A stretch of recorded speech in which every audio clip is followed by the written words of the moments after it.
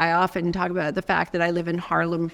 I call it Harlem Heaven. I love Harlem because within Harlem there's I would say the naked eye, but it's not the naked eye. It would look to the clothed eye. It would look like a lot of suffering. I talked about the fact that this drug spice is big in Harlem, and they describe it as inhaling and exhaling at the same time. Everyone doesn't make it into the trash can when they're throwing their various cups and empty bags and such. You know, there's people on the street, on the sidewalk, in front of CVS, and you could walk and you could think, oh, that's suffering. But if you have the eyes to see, then what you see is you walk out the door. I walked out after a 7-day retreat. I'm very sensitive is what I'm saying. So you walk out the door and the first thing you see is someone saying, hey, I know you. And then somebody nods.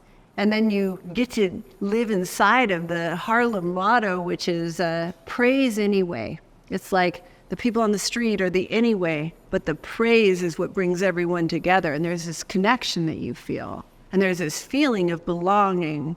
I think that's really what we want. We want to feel like we belong somewhere. And that feeling is available there. That's why I live there. Because I want to walk out and I want eye contact. I want to feel that intimacy. I want to feel that connection with the people around me.